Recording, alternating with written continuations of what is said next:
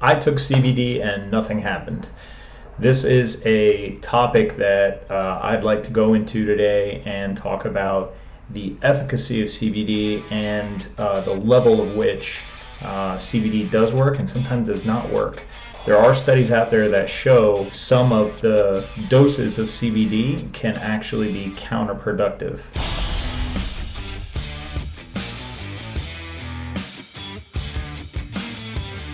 I'm John, I'm the founder of Rescue One CBD, and today we're going to be talking about why CBD doesn't work sometimes.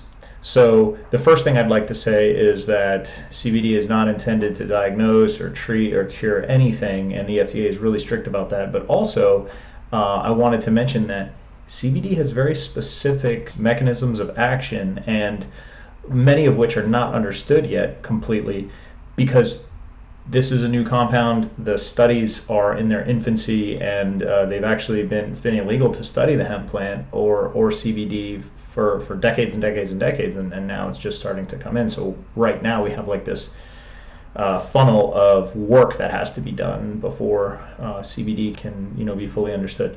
So all the stuff I'm going to be talking about is preliminary research, or some of it not so preliminary, some of it pretty in depth. But in general, CBD's effects are known for very specific things, and the reason I bring that up is the first one I wanted to talk about is pain relief. CBD by itself is not a painkiller. It reduces inflammation mostly. Now, it can release some endocannabinoids within your body that do reduce your body's sensory of pain, but that's mostly from THC. While they suspect that CBD can do this, it's probably on a smaller scale than THC. So for pain relief, CBD is really not as superior as THC. And I think a lot of people are under the impression that they'll take CBD and it's like this painkiller, and if you have these chronic pain issues that are from very severe things, that you're going to have this pain relief from CBD like you would from marijuana, and that's not true. So understanding the limitations of it is the first thing. Another example I wanted to bring up was with sleep. So sleep is starting to be studied more with CBD, and the mechanisms of action are starting to come around a little bit more. But one thing that's for sure is it is definitely dose dependent from what some research has shown. Both in human and animal models, if you take small amounts of CBD in the 5 to 10 milligram range, you are going to have your sleep negatively affected, because apparently it has a waking effect. And so in micro doses, you're going to have nothing happen. In fact, it's probably going to be worse for your sleep if you take it in small amounts. When you start getting above 25 milligrams at a time, that's when you have more sleep-inducing effects, the ability to fall asleep faster, both from reduction of anxiety and what we think is an effect on adenosine, and we'll go into that in the next video on sleep. But with those mechanisms of action in mind, we need to look at the fact that CBD may not have worked because you may not have been taking enough. There are two examples that are really prominent. The third is that CBD just doesn't work for everyone, and partially because it could be one of those two things that I just mentioned before, but it could also be that because we don't understand CBD and all of its effects and mechanisms, the thing you might be trying to use it for CBD may not even be effective on it. I've had people ask me if it works for gout, if it works for irritable bowel syndrome, any kind of sleep or mood disorder. It's a gray area because sleep can be caused by so many things. And in general, if you're having anxiety before sleep, CBD is going to be very effective. If you have a problem with REM sleep, CBD has shown to improve REM sleep. If you're having insomnia for a myriad of other reasons, then we don't know if CBD would be effective on those. All we know is that the studies have shown that yes, it does help you get to sleep a little bit faster, it does reduce anxiety, and it does promote good REM sleep. Anything outside of that, it's hard to say. We're just too early. So sometimes people will take it for sleep, and it could be a very tricky, complex issue of what your sleep problem truly is. There are a whole range of hormones that come out and come into play when you are having insomnia, and bringing CBD to the fight could be all you need. It could do nothing. So it just depends on which one of those complex problems you're having during sleep. And I use that example because that's one thing that could be universally accepted amongst all first responders. Our sleep sucks. And it could be a very easily solved issue. I will say, anecdotally, for Rescue One, we've had great feedback for it helping with sleep issues.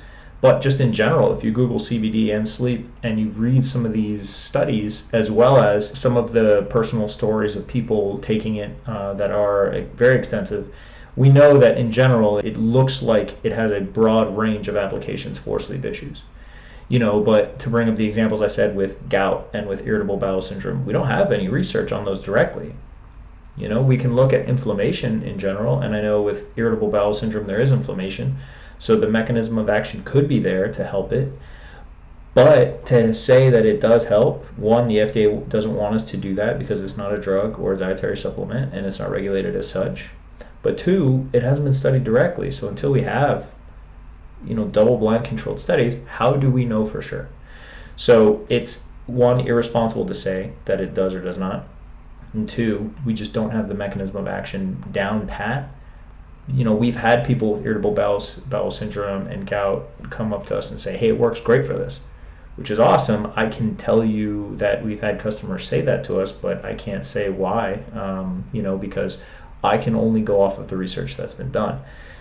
So to summarize kind of what happens when people take CBD and it doesn't work for them, although it's kind of rare in our experience, it does happen. There's a few things. One, you're not taking enough in the case of like what I said with sleep.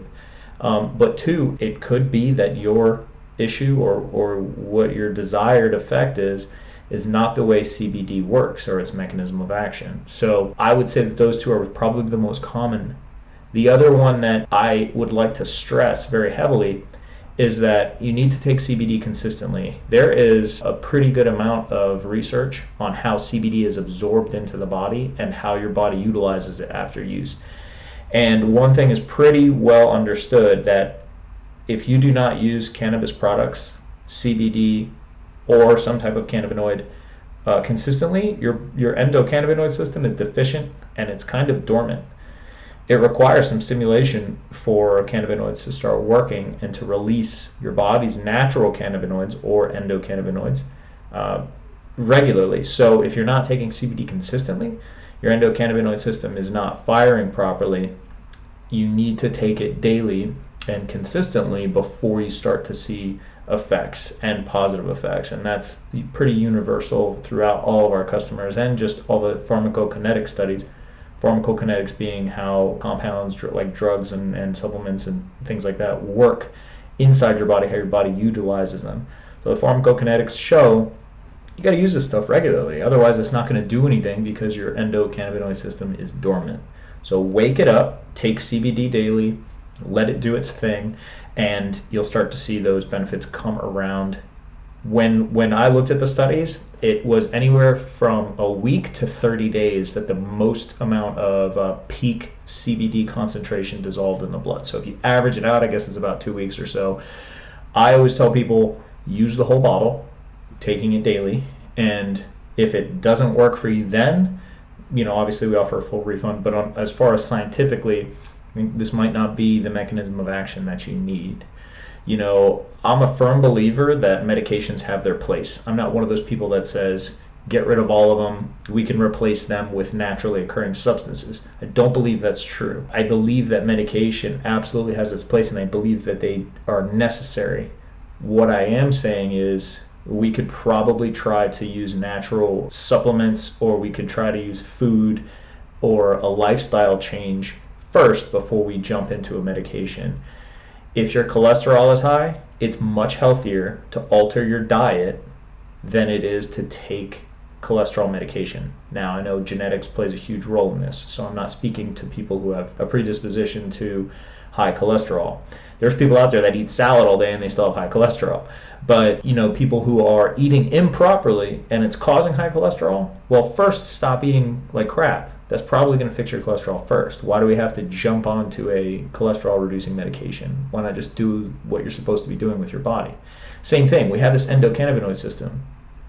It's supposed to regulate homeostasis in our body. We're not utilizing it. How come we're not stimulating this? We should be. So when it's deficient, our body systems and processes are off, including sleep and including inflammation. Maybe we need to regulate this thing a little bit better to solve some of these problems. Let's try that first. Let's get everything working properly before we start going towards the medication side. So that's kind of what I wanted to bring up. But in those exact aspects, I feel that CBD can be looked at as whether the efficacy is there or not, based on, are you taking the proper dose? Is it even indicated for what you're using it for? Keep those two things in mind. And are you taking it consistently? So if you remember those three things, I feel that you've given CBD its proper chance to work right, and that's your best course of action for getting the most out of it. Thank you guys so much for this. If you have anybody that you want to share this with that you feel could benefit from this in the firehouse, please share it around. We got to get the word out about CBD that's safe for the job in the fire service.